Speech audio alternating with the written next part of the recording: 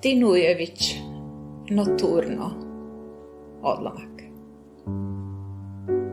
Noćas se moje čelo žari, noćas se moje vjeđe pote i moje misli san ozari, umreću noćas od ljepote. Srdačan pozdrav, dragi moji! U ovom mjesecu ljubavi evo i našeg doprinosa lijepim emocijama.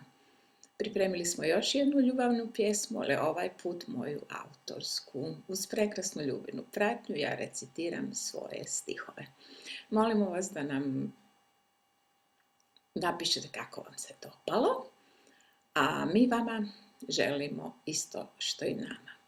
Ne mjesec ljubavi, nego život pun ljubavi.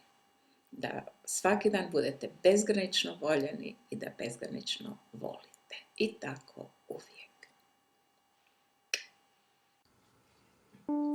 Anka Bosanac, pričam ti priču. Pričam ti priču, jer se to srce moje plaši izreći osjećaje duboke svoje.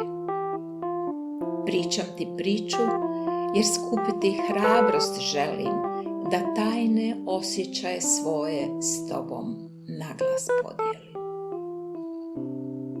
Pričam ti priču, jer ne znam drugo, jer srce te moje voli već dugo, dugo. Pričam ti priču, a tebi ništa nije jasno, jer ne znaš kako mi je teško to što osjećam izreći glasno. Pitam sebe i pitam tebe, zar baš moram izreći te dvije čarobne riječi?